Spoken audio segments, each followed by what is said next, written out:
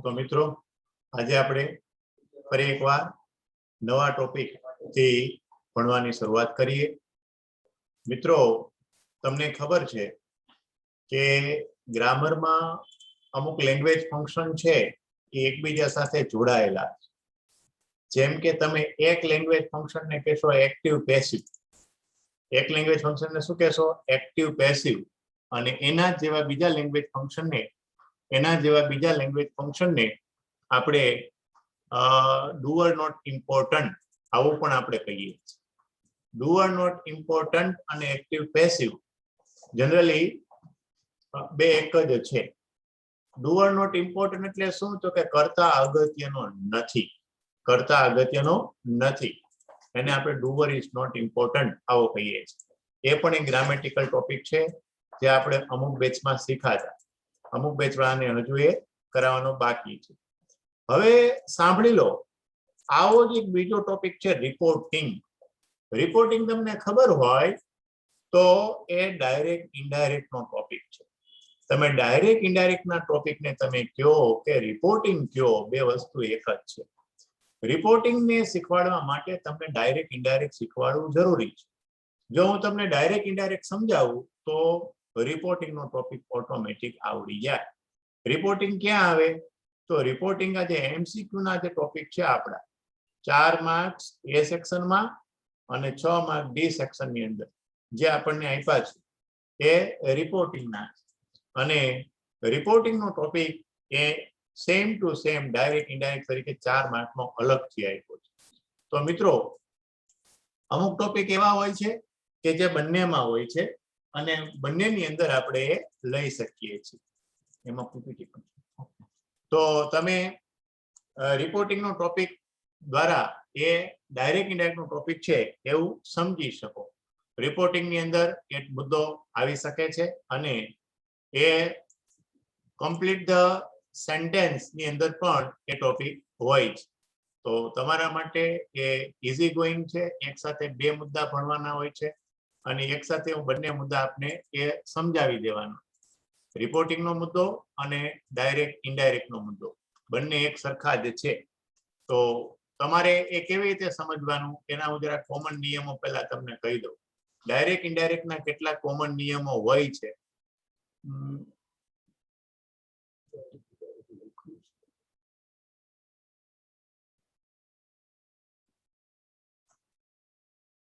Direct indirect ना केटला common नियमों हुं बोलुं छुं अने एनेथी तमने तरत ज समजाई जशे।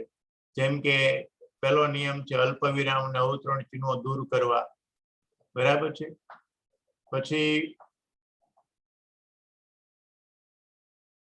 1 मिनिट अहींया हुं ए पीडीएफ गोतुं छुं, 2 मिनिट में तमारी नीचे समक्ष आवशे।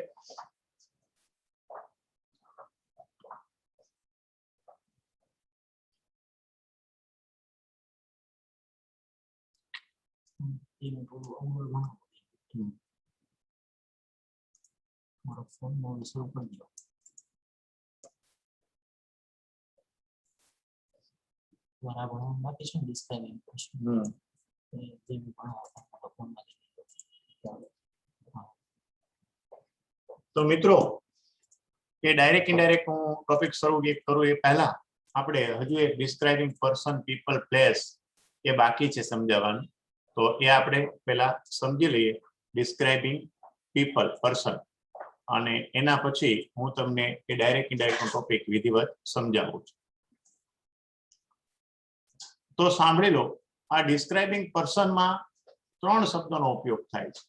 ए 3 शब्द कया तो एक छे हु, बीजो छे हुम अने त्रीजो छे हुज।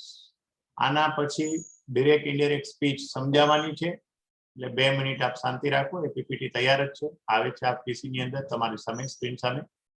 તો પહેલા આ હું નો અર્થ શું થાય તો આ હું નો અર્થ કે જે કરાય। આ હુમ નો અર્થ શું કરાય તો કે આને કરાય કે જેને, અને આ હુઝ નો અર્થ શું થાય તો કે જેનો, જેની, જેનું, જેના। આવો આનો કઈક અર્થ થાય, જેનું, જેની, જેનું, જેના। હવે आ हु क्यारे वपराय तो आ हु छे व्यक्ति माटे वपराय, आ हुम छे ए पण व्यक्ति माटे वपराय અને આ whose છે એ વ્યક્તિ પ્રાણી પદાર્થ માટે પણ વપરાય. વ્યક્તિ ઉપરાંત પ્રાણી પદાર્થ માટે પણ વપરાય. હું ક્યારે આવે તો કે હું જ્યારે તમારે લખવું હોય ને ત્યારે હું આગળ અહીંયા નામ અથવા સર્વનામ, નામ અથવા સર્વનામ હોય અને હું પછી શું હોય તો કે હું પછી સહાયકારક કે મુખ્ય ક્રિયાપદ. હું પછી શું હોય સહાયકારક કે મુખ્ય ક્રિયાપદ. હું પહેલા શું હોય નામ સર્વનામ. હું પછી શું હોય સહાયકારક કે મુખ્ય ક્રિયાપદ. તો હુમમાં શું હોય તો હુમમાં ધ્યાન આપો. હુમ પહેલા નામ સર્વનામ અને હુમ પછી તો કે હુમ પછી પણ નામ સર્વનામ. આ ખાસ યાદ રાખવાનું. હુમ પહેલા નામ સર્વનામ, હુમ પછી પણ નામ સર્વનામ. હવે આ whose ક્યારે આવે તો કે whose માં આ પહેલાનો શબ્દ અને આ પછીનો શબ્દ એ બંને વચ્ચે શું હોય તો કે સંબંધ હોય. સંબંધ ન હોય તો કે ઈ એની માલિકી ધરાવતું અથવા ઈ એનો અંગ હોય, ભાગ હોય. દાખલા તરીકે અહીંયા ફાધર હોય તો અહીંયા લખાય સન, તો તમે જોઈ શકો છો આ પિતા પુત્રને સંબંધ થયો.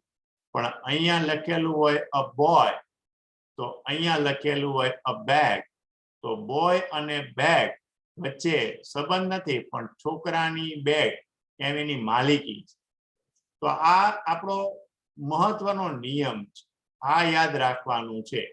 એમાંય ખાસ કરીને આ જે છે ને આ શબ્દો હુ, હુમ અને whose પછી એ ખાસ જોવાનું છે.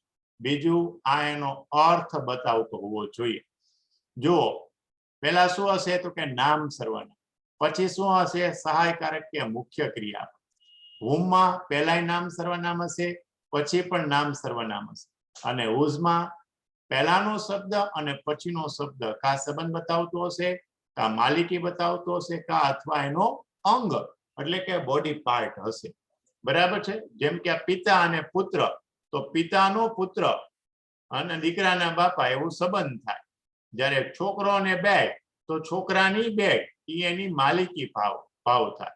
અને એવો જ એક શબ્દ લખું ટ્રેક્ટર અને ટ્રોલી, તો આ ટ્રેક્ટરની ટ્રોલી, ટ્રેક્ટરની ટ્રોલી, તો ટ્રોલી છે એ ટ્રેક્ટરનું અંગ થાય. ત્રણ વસ્તુ બતાવે સંબંધ, માલિકી ભાવ અથવા એનો અંગ. અંગ એટલે કે બોડી પાર્ટ આવું બતાવે. જેમ કે અ ડોગ અને અ ટેઇલ, તો ડોગ એટલે કૂતરો અને ટેઇલ એટલે પૂંછડી, તો કૂતરાની પૂંછડી એ એનો શું ભાવ બતાવે તો કે એ એનો માલિકી ભાવ નહીં પણ એનો બોડી પાર્ટ અંગ બતાવે. રાઈટ. એટલે આ રીતે વપરાશે. જો એના કેટલાક વાક્યો અહીંયા નીચે આપેલા છે એના પરથી આપણને તરત ખબર પડી જાય. મેં કીધું એનો એ જ નિયમ ફરી વખત છે. હુ, હુમ અને whose ત્રણેય વ્યક્તિ માટે જ વપરાય. અહીંયા એવું કીધું છે whose છે એ પ્રાણી પદાર્થ માટે પણ વાપરી શકાય. પણ હુ પછી શું હોય ક્રિયાપદ કે સહાયકારક ક્રિયાપદ. આ સહાયકારક ક્રિયાપદ એટલે કયા તો કે am, is, are, was, were, shall, will, can, could, would, should, may, must, might, have, has એ બધા જ આવે. હુમ પછી તો કે અહીંયા કર્તા ક્રિયાપદ હોય એટલે કે અહીંયા નામ સર્વનામ હોય. અને whose તો કે આ પહેલાનો શબ્દ અને આ પછીનો શબ્દ વચ્ચે સંબંધનો ભાવ હોય. સંબંધ કહે તો ત્રણ રીતે યાદ રાખવાનું છે. કા એમાં સંબંધ હોય અથવા માલિકી ભાવ હોય અથવા એનો એ અંગ હોય. અંગ એટલે કે બોડી પાર્ટ. જોઈએ આપણે પહેલું વાક્ય. He is the man who wrote this book. આ એ માણસ કે છે જેણે આ બુક લખી.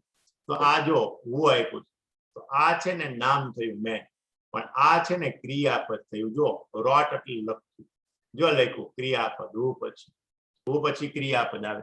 આ એ માણસ છે કે જેણે આ બુક લખી. He is the man who wrote this book. The teacher forgot the boy whom he had given the book. દેખાય છે આ whom, આ whom તમને દેખાય છે.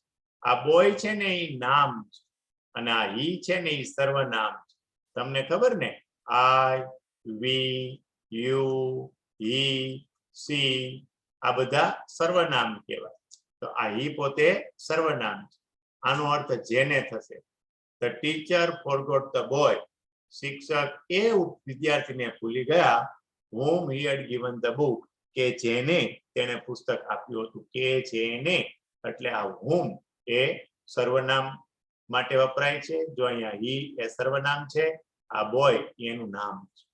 આગળ, is Mr. Ashish Kathiria whose painting are famous.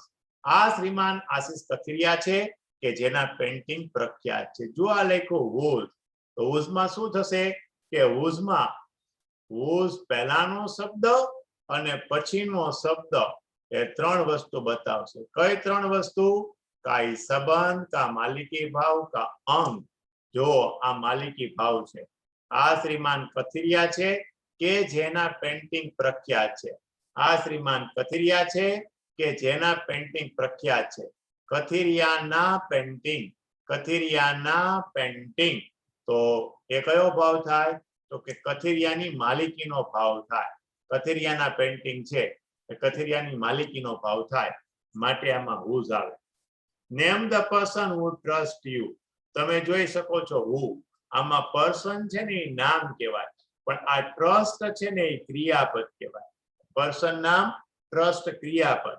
એટલે પહેલા નામ કે સર્વનામ હોય, પછી ક્રિયાપદ કે સહાયકારક ક્રિયાપદ હોય, તો એમાં who આવે અને એનો અર્થ કે જે આવો થશે. જુઓ, નેમ ધ પર્સન એ વ્યક્તિનું નામ કહો, who trust you કે જે તમારા પર વિશ્વાસ કરે છે. પાંચમું વાક્ય, Chandresh Makwana is the poet whom everyone knows as નારાજ. whom આમાં પોએટ છે ને એ નામ કહેવાય. પોએટ એ નામ કહેવાય અને આ everyone છે ને એને સર્વનામ કહેવાય. આ સર્વનામ કયા પ્રકારનું? તો એને કહેવાય ઇનડિફાઇનેટ પ્રોનાઉન. everyone છે ઇનડિફાઇનેટ પ્રોનાઉન્સ એટલે અચોક્કસ સર્વનામ કહેવાય. માટે પહેલા નામ સર્વનામ, પછી પણ નામ સર્વનામ. તો શું આવે? તો કે whom આવે. અને અર્થ શું થાય? તો whom નો અર્થ જેને થાય. Chandresh Makwana is the poet whom everyone knows as નારાજ. ચંદ્રેશ મકવાણા એક એવા કવિ છે કે જેને દરેક વ્યક્તિ નારાજથી ઓળખે છે. તો 2 મિનિટ અહીંયા એક કામ ઇનપુટ કરવાનું ચાલુ છે, તો એક 2 મિનિટ માટે હું અટકાવું છું. બોલવાનું ચાલુ રહેશે અને થોડું તમે ઓરલી જે હું વાત કરું એના ઉપર ધ્યાન આપજો. બરાબર, ત્યાં સુધીમાં જે ડિરેક્ટ ઇનડાયરેક્ટ ટોપિક છે એ અંદર ઇનપુટ થઈ જાય. તો મિત્રો ગઈકાલે મેં વાત કરી હતી કે જેમને કઈ ઓરલી ફિઝિકલી મને પૂછવું હોય યોગી ચોક આવે. તો આજે હું સીતાનગર 5 વાગે મળવાનો છું. જે મિત્રોને એવું લાગે કે મારે કંઈક પૂછવું છે સાહેબને, એ લોકો સીતાનગર 5 વાગે આવીને મળે, 5 ને 10 સુધીમાં. પણ એ કઈ બ્રાન્ચના?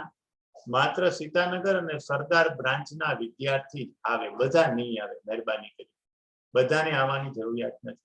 જેને ખરેખર પ્રશ્ન હોય અને પૂછવું હોય અને એ વ્યાજબી હોય અને મમ્મી પપ્પા પાછા હા પાડે, તો અત્યારે ખાસ એ ધ્યાન રાખવાનું છે, પેરેન્ટ્સને પૂછીને જ આવવાનું છે. પેરેન્ટ્સની ઉપરવટ જઈ અને આવવાનું નથી કોઈ.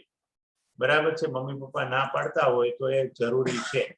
અત્યારે પરિસ્થિતિ થોડી એવી છે કે જે માટે તમારે બધાએ સમજવું જોઈએ. એટલે તમને કઈ ન પૂછવું હોય, ન આવડતું હોય એવું, તો તમે મને પૂછી શકો. 5 ને 10 સુધીમાં હું સીતાનગર બ્રાન્ચ ઉપર મળીશ. પણ બધા માટે આવું ફરજિયાત નથી. જેને ખરેખર પ્રશ્ન હોય અને એ પ્રશ્ન વ્યાજબી હોય તો આવવાનું છે. માત્ર મારું મોઢું જોવા માટે આવી જવાનું એવું નથી. અને એટલે કોઈ એવું ખાલી એમ જ ટાઈમ પાસ કરવા માટે આવીએ છીએ એવું આવશે તો એને કાઢી મૂકીશ. રાઈટ? તમે પરફેક્ટ પ્રશ્ન લઈને આવજો, બાકી આવતા નહીં. ખાલી એમ જ મળવું છે સાહેબને એટલે આવવું છે એવો કોઈ મુદ્દો આવવો ન જોઈએ. ખરેખર કારણ હોય, જરૂરી હોય તો આવજો, બાકી નહીં. તો આપણું જે ભણવાનું છે એ એઝ ઇટ ઇઝ ચાલુ છે. ડિરેક્ટ ઇનડાયરેક્ટ નો ટોપિક ઇનપુટ કરવાનો હતો એટલે એ માટે જરા 2 મિનિટ તમારી લીધી. હવે જોઈએ આપણે આગળ.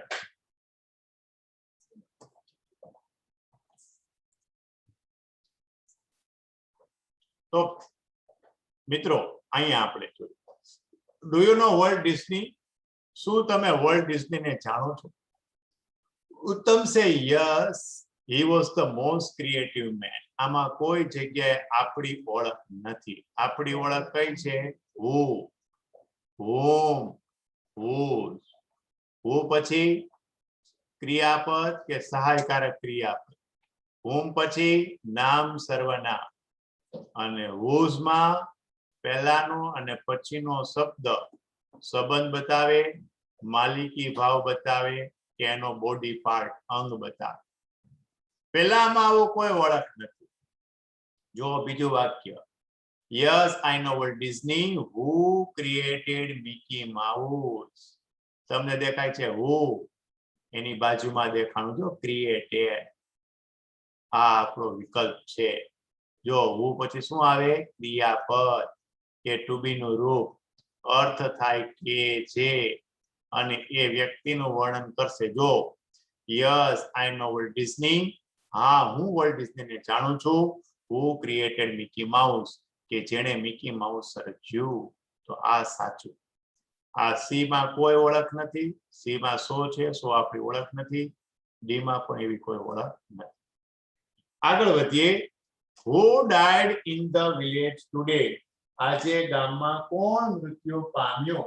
આજે ગામમાં કોણ મૃત્યુ પામ્યું? Who died in the village today? આજે ગામમાં કોણ મૃત્યુ પામ્યું? આવું આપણી પાસે વાક્ય છે. તો જોઈએ આપણે શું આમાં. Manu died in the village yesterday. આમાં આપણી પાસે કોઈ ઓળખ નથી. આમાં બી માં ઓળખ છે, પણ એ ધો છે, એ આપણો મુદ્દો નથી. સી માં જો Manubhai whom the people call all arounder die in the village yesterday. આમાં whom લખ્યું છે. whom અહીંયા ધ ભૂલ ભરેલું છે. આ ધ ન લખ્યું હોય તો સાચું ગણાય. Manubhai whose son is a doctor died in the village yesterday. જો આ બે વચ્ચે સંબંધ છે, મનુભાઈ અને મનુભાઈનો દીકરો. આમ તો ડી સાચું છે, પણ સી સાચાની એકદમ નજીક જ છે. સી ને પણ આપણે બહુ ભૂલ ભરેલું ન ગણાય, કેમ કે આમાં ખાલી ધ આપવાની ભૂલ કરી છે જ, બાકી કોઈ આમાં વિશેષ ભૂલ નથી. સાચો વિકલ્પ છે આપણો ડી, પણ સી પણ સત્યતાથી એકદમ નજીક છે. Who is absent in the class today? આજે વર્ગમાં ગેરહાજર કોણ છે? તો આપણા ટોપિકમાં કયા શબ્દ આવવા જોઈએ? who. બીજું કયું આવવું જોઈએ? whom. ત્રીજું whose. who પછી સહાયકારક કે મુખ્ય ક્રિયાપદ, કર્તાની બાજુમાં તરત લખાયેલું હોવું જોઈએ. whom પછી તો કે નામ સર્વનામ. whose તો કે પહેલા અને પછીનો શબ્દ સંબંધ બતાવે. પહેલામાં તો આવી કોઈ ઓળખ જ નથી. બીજામાં રજેશ who is from Jodhpur is absent in the class today. જો આપ્યું છે who. બરાબર છે. who રજેશ who is from Jodhpur. રજેશ કે જે જોધપુર થી આવ્યો છે એ આજે ગેરહાજર છે. પ્રશ્ન એવો છે આજે ગેરહાજર કોણ છે? તો એવો જ જવાબ આપવો પડે, અને એવો જવાબ છે બી. Rajesh is absent in the class today. Who played flute very well? આજે રજેશ ગેરહાજર છે કે જે બહુ સારું સંગીત વગાડે. તો આ જે પ્રશ્ન છે ને એનો જવાબ તરીકે આ ખોટું છે, અને આ whom છે તો અહીંયા ધ આપ્યું છે, ભૂલ ભરેલું છે, અને એમે આ વાક્ય ખોટું છે. વાક્ય સાચું બી. What a great man Gandhiji was. Gandhiji કેટલા મહાન માણસ હતા. આ ત્રણ ગોતવાના છે.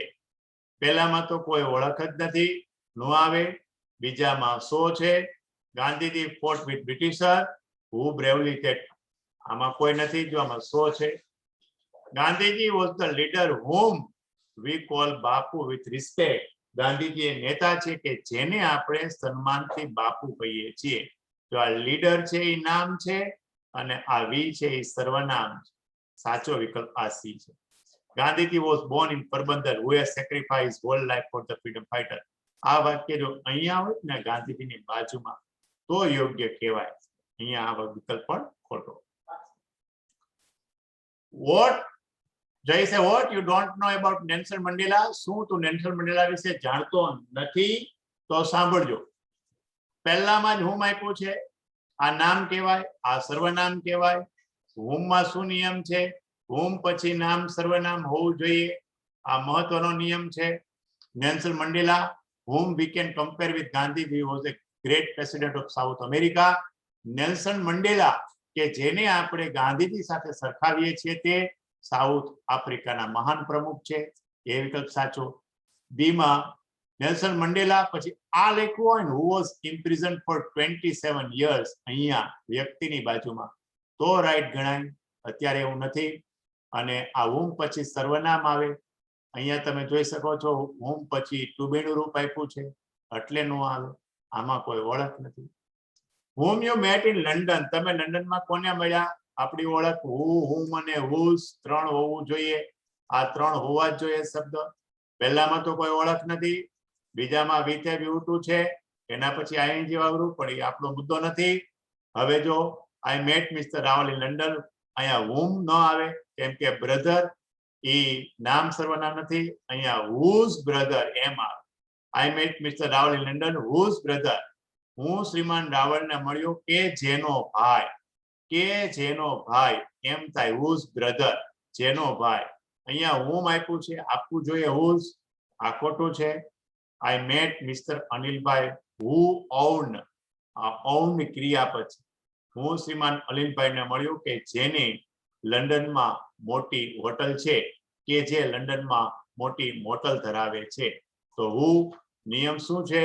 તો કે હું પછી સહાયકારક કે મુખ્ય ક્રિયાપદ. હું પછી સહાયકારક કે મુખ્ય ક્રિયાપદ. અહીંયા own ને મુખ્ય ક્રિયાપદ છે, રાઈટ? એટલે સાચો વિકલ્પ છે આપણો ડી. તો મિત્રો આ મેં તમને ટોપિક સમજાવ્યો. ડાયરેક્ટ ઇનડાયરેક્ટ સ્પીચ હવે મારે સમજાવવાની છે. આ ડાયરેક્ટ ઇનડાયરેક્ટ સ્પીચ છે ને, એ આપણે 2 જગ્યાએ કામ લાગે છે. એક ક્યાં લાગે છે? આ કમ્પ્લીટ ધ સેન્ટેન્સમાં એક ટોપિકનું નામ આવે છે, રિપોર્ટિંગ, જે ભણાવવાનું મેં બાકી રાખ્યું છે, ત્યાં આપણે આ કામ લાગશે. આ એક ટોપિક ભણાવું એટલે એક સાથે 2 ટોપિક આવી જશે. કનેક્ટ કમ્પ્લીટ ધ સેન્ટેન્સમાં થઈ જાય, અને ડાયરેક્ટ ઇનડાયરેક્ટ આપણું 4 માર્કનો અલગથી ટોપિક છે, એના માટે પણ ઉપયોગી. એવી જ રીતે ચેન્જ ધ વોઇસ. આ ચેન્જ ધ વોઇસ મેં તમને વર્ગખંડમાં ભણાવ્યું છે. આ ચેન્જ ધ વોઇસ તમને ક્યાં પૂછાય છે? ડુ એઝ ડિરેક્ટેડમાં પૂછાય. ખાલી ડુ એઝ ડિરેક્ટેડમાં નથી પૂછાતું. આ ઉપરાંત આ જેમ રિપોર્ટિંગ પૂછાય છે ને, એમ આ ટોપિકમાં પણ પૂછાય છે. એનું નામ છે ડુઅર નોટ ઇમ્પોર્ટન્ટ. આ ટોપિક પણ અત્યારે હું સમજાવવાનું બાકી રાખું. કેમ? તો કે આ બંને ટોપિક રિપોર્ટિંગ અને ડુઅર નોટ ઇમ્પોર્ટન્ટ ને ડાયરેક્ટ ઇનડાયરેક્ટ સમજાવ્યા પછી હું તમને ભણાવીશ.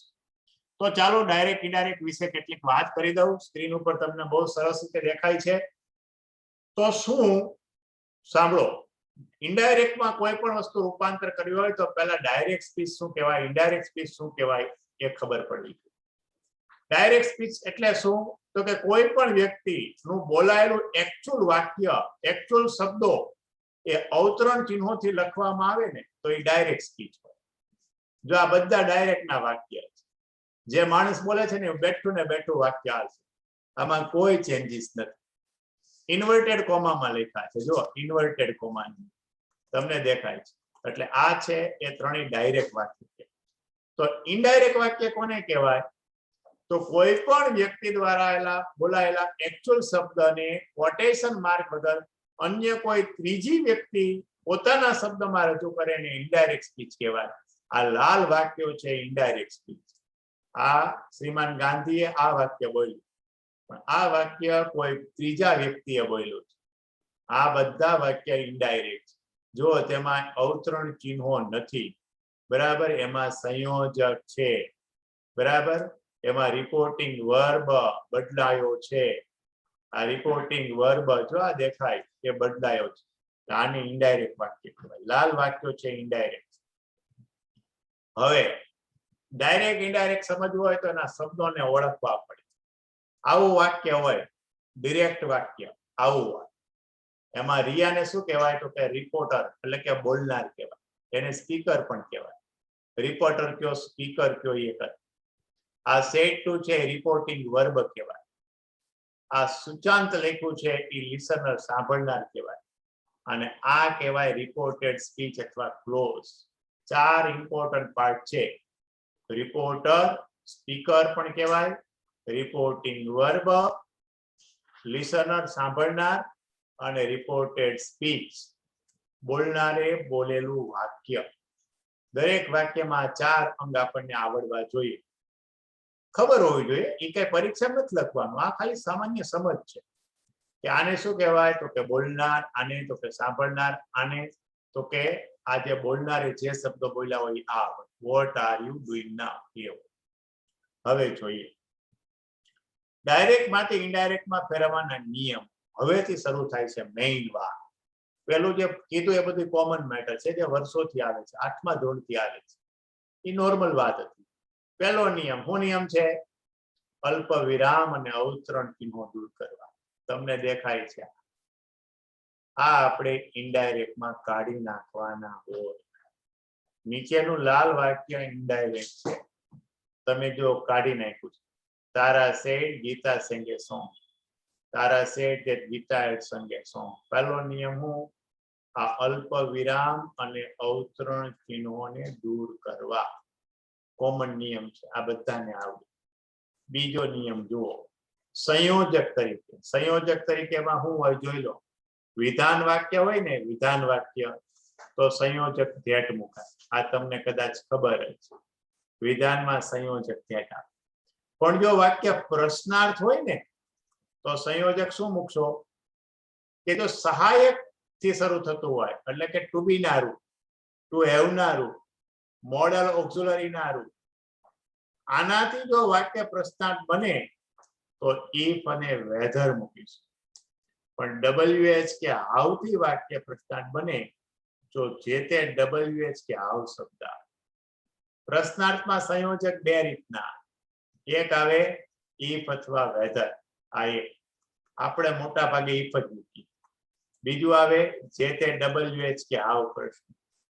જો WH હાઉ થી પ્રશ્ન બનેલો હોય તો ઈ જ લખવા, અથવા do, does, did, am is, are, was, were, આનાથી બનેલું હોય ને તો ઇફ કે વેધર લખવા.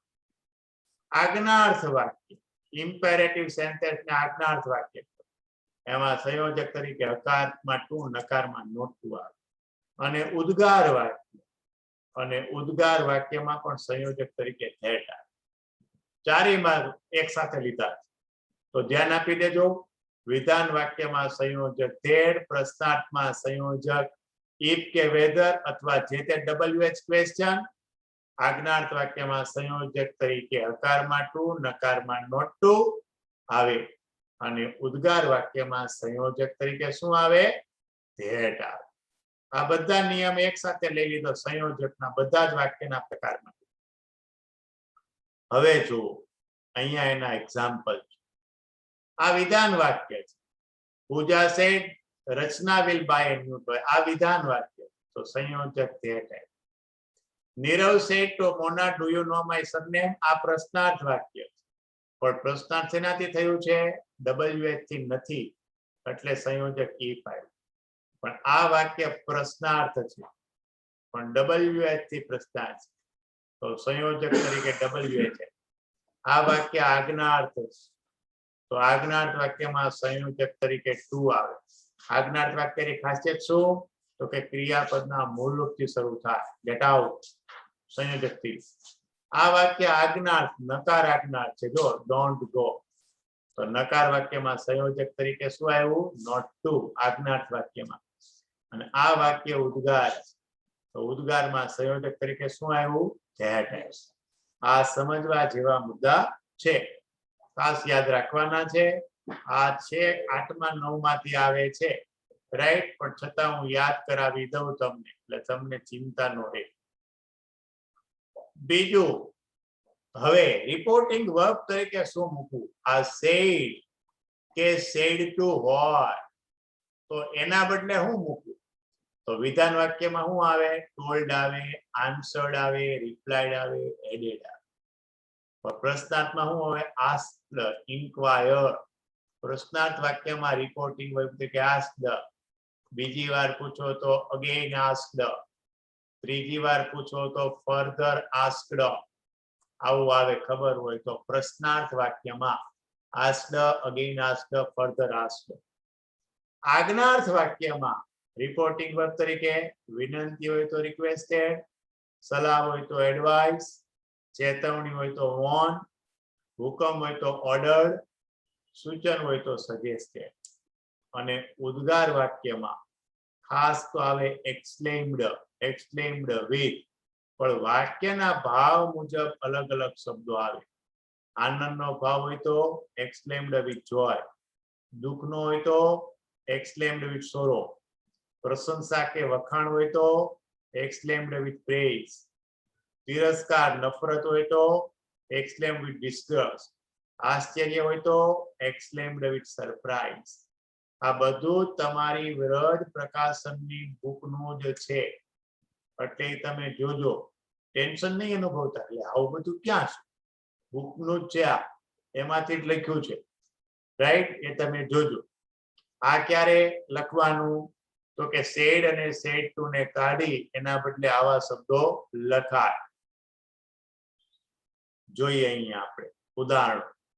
જો આ વિધાન વાક્ય છે, તમે જોઈ શકો છો આ વિધાન વાક્ય, તો આમાં સેડ ટુ ના બદલે ટોલ્ડ લખ્યું. જો Reema said to Anil Nandini can get good marks, Reema told Anil that Nandini could get good marks. આપણે આટલું જ ધ્યાન રાખવાનું, સેડ ટુ નું ટોલ્ડ થાય.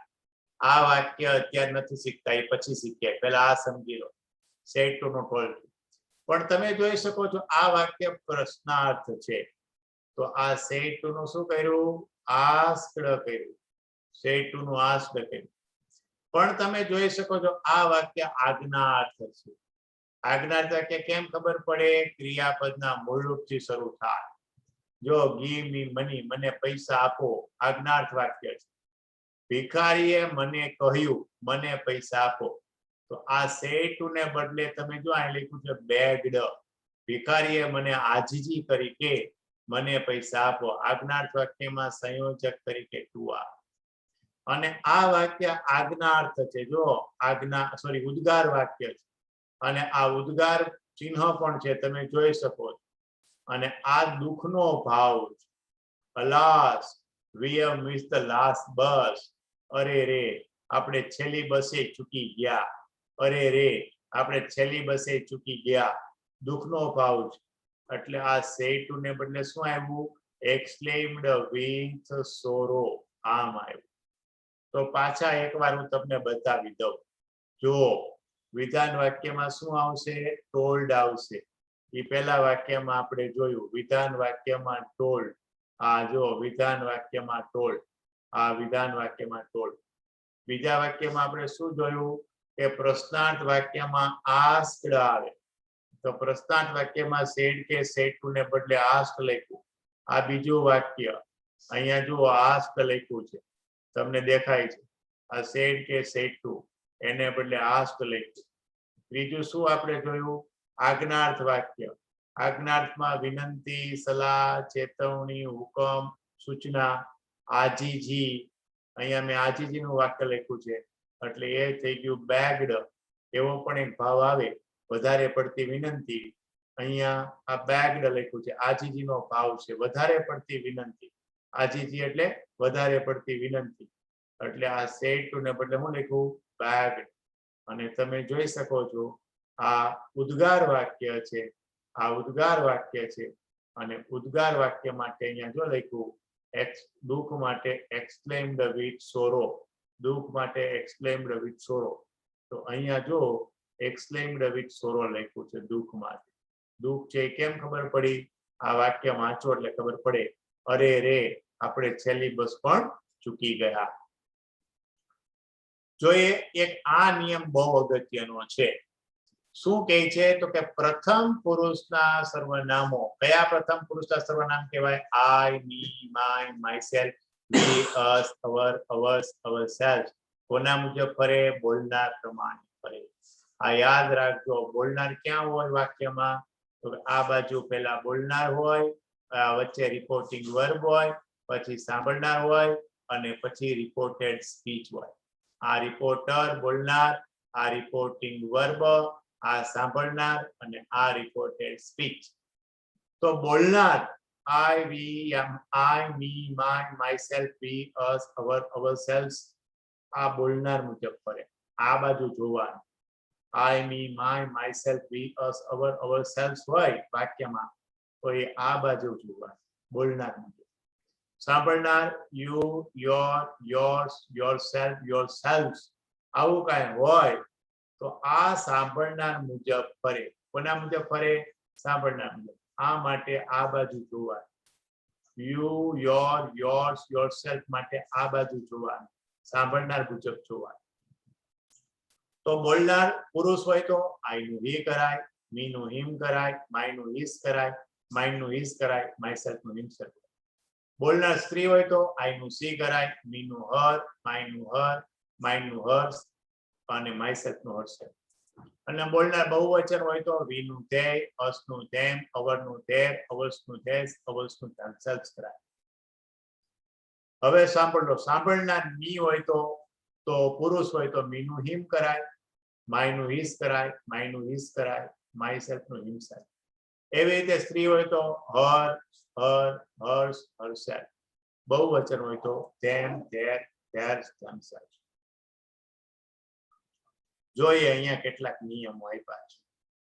જો આઈ બોલનાર મુજબ ફરે, આઈ ફેરવો તો અહીંયા જોવું પડે. She said I am going to Patan. તો જો અહીંયા બોલનાર સી છે તો આઈ નું થઈ ગયું C. I said to her you are an idiot girl. જો અહીંયા યુ આપ્યું. યુ સાંભળનાર મુજબ ફરે. આ બોલનાર કહેવાય, આ સાંભળનાર કહેવાય.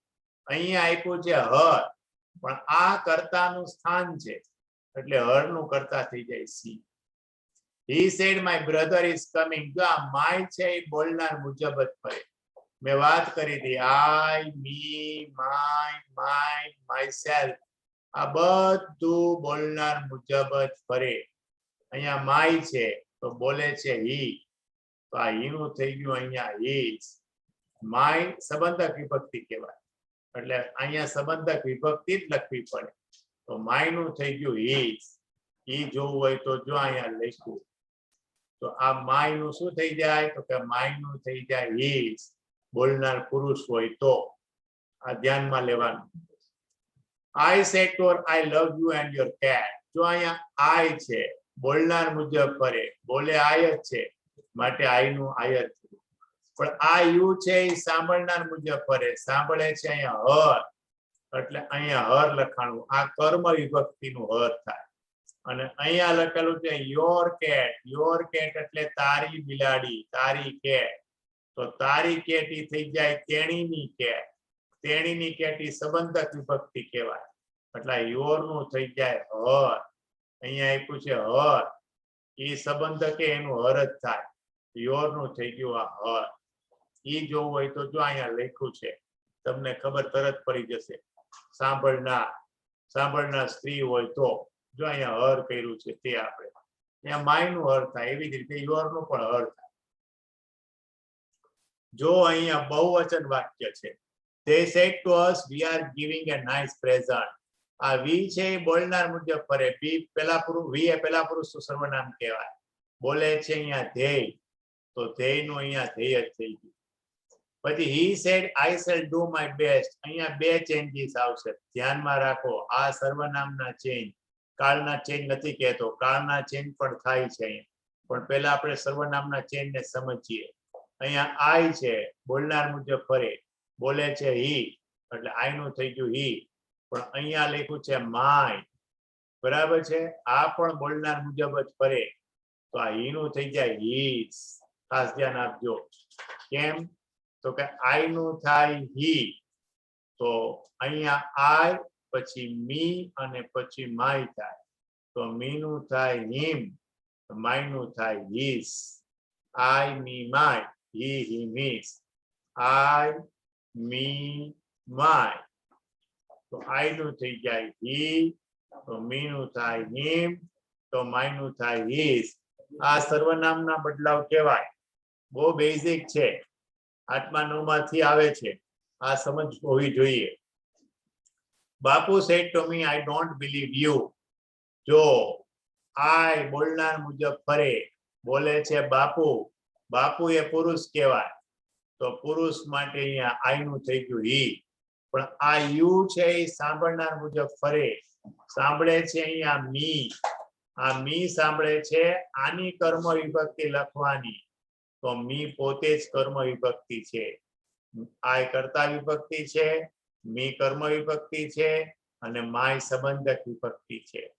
તો મીની કર્મ વિભક્તિ મી જ થાય. આ કર્મનું સ્થાન કહેવાય એટલે અહીંયા કર્મ જ આવવું જોઈએ.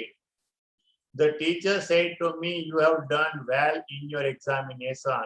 આ બે ચેન્જીસ આપણે સમજવાના છે. આ કાળના ચેન્જ છે, એના પછીનો નિયમ છે. જો આ યુ છે એ સાંભળનાર મુજબ ફરે, સાંભળે છે મી, પણ મી નું અહીંયા આઈ થઈ ગયું. શું કરવા થયું? તો કે આ કર્તાનું સ્થાન છે, મી કર્મ વિભક્તિ છે, તો મી ની કર્તા વિભક્તિ આઈ થાય, સંબંધક માય થાય. આ યોર એ સંબંધક વિભક્તિ છે, યોર એ સંબંધક વિભક્તિ છે. યુ કર્તા વિભક્તિ, યુ કર્મ વિભક્તિ અને યોર એ સંબંધક વિભક્તિ. તો આ યોર એ સંબંધક વિભક્તિ પણ સાંભળનાર મુજબ ફરે, સાંભળે છે મી, આય કર્તા વિભક્તિ, મી કર્મ વિભક્તિ, માય સંબંધક વિભક્તિ. તો યોર નું થઈ જાય અહીંયા માય. અહીંયા જે યોર આપ્યું છે એનું અહીંયા થઈ ગયું માય. આ રીતે ચેન્જીસો કરવાના આવે છે. હવે જે છે નિયમ એ કાળનો નિયમ છે, ધ્યાન આપી દો. શું છે? તો કે સાદો વર્તમાન કાળ એનું સાદો ભૂતકાળ થઈ જાય, ચાલુ વર્તમાન કાળ એનું ચાલુ ભૂતકાળ થઈ જાય, પૂર્ણ વર્તમાન કાળ એનું થઈ જાય પૂર્ણ ભૂતકાળ, ચાલુ પૂર્ણ વર્તમાન કાળ એનું થઈ જાય ચાલુ પૂર્ણ ભૂતકાળ, સાદા ભૂતકાળ નું પૂર્ણ ભૂતકાળ થાય. આ કહી દઉં, સાદો ભૂતકાળ એટલે V2, પૂર્ણ ભૂતકાળ એટલે હેડ વત્તા V3. આવું થશે. ચાલુ ભૂતકાળ નું ચાલુ પૂર્ણ ભૂતકાળ, ચાલુ પૂર્ણ ભૂતકાળ, ચાલુ ભૂતકાળ તો કે વોઝ બેર વત્તા ING. ચાલુ પૂર્ણ ભૂતકાળ હેડ બીન ING. આમ થશે. આ છઠ્ઠો નિયમ. હજુ કેટલાક જોઈ લો આપણે.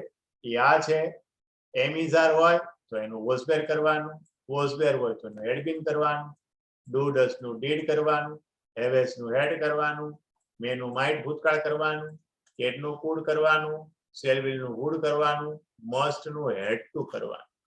રાઈટ? આ બધા કાળના ચેન્જીસો છે. ટૂંકમાં ભૂતકાળ કરતું જવાનું. જોઈએ આપણે. પેલું સાદો વર્તમાન કાળનું વાક્ય છે, એને આપણે સાદો ભૂતકાળ કરીએ છીએ. જુઓ થઈ ગયો સાદો ભૂતકાળ. વીણા said Anup works very hard. Veena said that Anup worked very hard. ચાલુ વર્તમાન કાળ છે. જો આ લખ્યું ચાલુ વર્તમાન કાળ, કીધું છે ચાલુ ભૂતકાળ કરો. જો થઈ ગયું ચાલુ ભૂતકાળ. They said that the girls were playing cricket. પૂર્ણ વર્તમાન કાળ કે છે તો પૂર્ણ વર્તમાન કાળનું પૂર્ણ ભૂતકાળ કે. જો આ પૂર્ણ વર્તમાન કાળ છે તો એનું પૂર્ણ ભૂતકાળ થઈ ગયું. તમે જોઈ શકો છો. આ હેઝ વર્તમાન કાળ કહેવાય, હેડ ભૂતકાળ કહેવાય. જો અહીંયા ચાલુ પૂર્ણ વર્તમાન કહે છે, ચાલુ પૂર્ણ વર્તમાનનું ચાલુ પૂર્ણ ભૂતકાળ કહે છે. આને ચાલુ પૂર્ણ વર્તમાન કાળ કહેવાય, ચાલુ પૂર્ણ વર્તમાન કાળ કહેવાય. જો આમાં હેવ લખ્યું, હેવેસ, જો આ એનું ચાલુ પૂર્ણ ભૂતકાળ કહ્યું. અહીંયા કીધું છે સાદો ભૂતકાળ, સિમ્પલ પાસ્ટ ટેન્સ, એનું કરવાનું પૂર્ણ ભૂતકાળ. જો આ અહીંયા લખાયેલું છે આ રીતે કોમા અને અહીંયા ઇન્વર્ટેડ કોમા, જરા ભૂલ થઈ ગઈ છે. આ વેન્ટ એ સાદો ભૂતકાળ છે, આ એનું પૂર્ણ ભૂતકાળ કર્યું, જોઈ શકો છો. સાદો ભૂતકાળ એટલે V2, પૂર્ણ ભૂતકાળ એટલે હેડ વત્તા V3. જો આ લખ્યું છે કન્ટિન્યુઅસ પાસ્ટ ટેન્સ, ચાલુ ભૂતકાળ, ચાલુ ભૂતકાળનું કીધું છે ચાલુ પૂર્ણ ભૂતકાળ. મેં હમણાં જ સમજાવ્યું, વાત કરી હતી. વોઝ વેર વત્તા ING, આને આપણે ચાલુ ભૂતકાળ કહેશું. વોઝ વેર વત્તા ING ચાલુ ભૂતકાળ.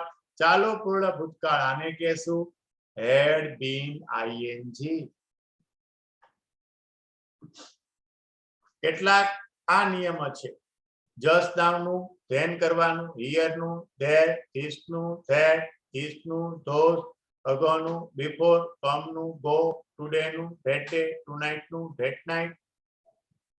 યસ્ટરડે નું ધ પ્રીવિયસ ડે અથવા ધ ડે બિફોર, ટુમોરો નું the next day. up till now, up to now, till now નું so far, hence નું thence, thus નું so. આ thus નું so યાદ રાખવાનું. આ બે લગભગ બહુ આવતા નથી. તો જો એ ફેરફાર પણ આપ્યા છે. જો અહીંયા this આપ્યું એનું થઈ ગયું that. જો અહીંયા this આપ્યું THESE this કરી નાખ્યું those.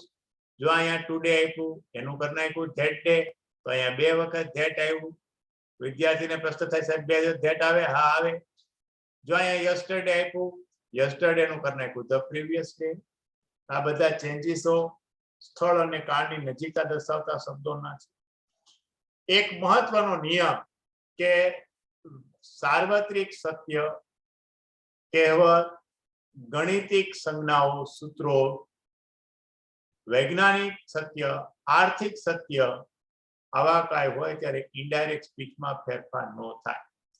વૈજ્ઞાનિક સત્ય, ભૌગોલિક સત્ય, સાર્વત્રિક સત્ય, કહેવત, ગણિતિક સૂત્રો, વૈજ્ઞાનિક સૂત્રો આમાં ઇનડાયરેક્ટ બનાવું તો કાંઈ ફેરફાર થાય નહીં.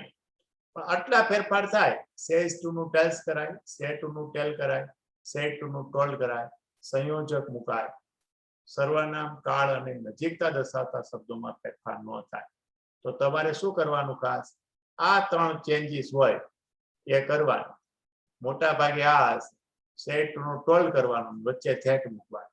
બાકી કોઈ ફેરફાર એમાં કરવાનો નહીં. જો mister Bakshi said the earth moves round the sun. શ્રીમાન બક્ષીએ કહ્યું કે પૃથ્વી એ સૂર્યની આસપાસ ફરે છે. જો ખાલી વચ્ચે થેટ મૂક્યું, બાકીનું વચ્ચે એમ. અમારા ગણિતના શિક્ષક ગાંધી કહે છે 2 ને 2 4 થાય છે. તો આ ગણિતક સૂત્ર છે. જો સંયોજક ખાલી થેટ મૂક્યું, વાક્ય એમનું એમ. અહીંયા જો મેક્સ વર્તમાન કાળ છે. આનું મેડ નો, આ ભૂતકાળ હોવા છતાં. આ ભૂતકાળ છે તો અહીંયા મેડ થવું જોઈએ, પણ ન થાય. કેમ? તો કે આ ગણિતક સૂત્ર છે. આમાં પણ જો અહીંયા મૂળ થવું જોઈએ, પણ ન થયું. કેમ? તો કે આ ભૌગોલિક સત્ય છે.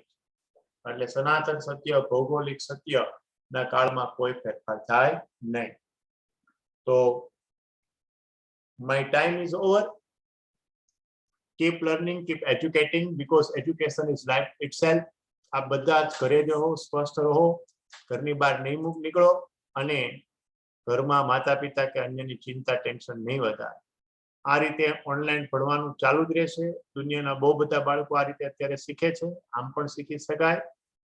આમ છતાં કોઈને કઈ પ્રશ્ન હોય તો 5 થી 6 હું સીતાનગર આવીશ અને એમાં સીતાનગર અને સરદાર કોમ્પ્લેક્સના વિદ્યાર્થીએ જ મળવાની છૂટ છે. વ્રજ ચોક અને યોગી ચોકના વિદ્યાર્થીએ આવવાનું જ નથી. રાઈટ? અને ખરેખર પ્રશ્ન હોય તો જ આવવાનું છે. મારું મોઢું જોવા માટે આવવાનું નથી. અત્યારે તમને મારું મોઢું દેખાય છે સ્ક્રીન પર, બસ એવું જ છે ફિઝિકલી તે. રાઈટ? એટલે આમ નામ કોઈ આવવાનું નથી.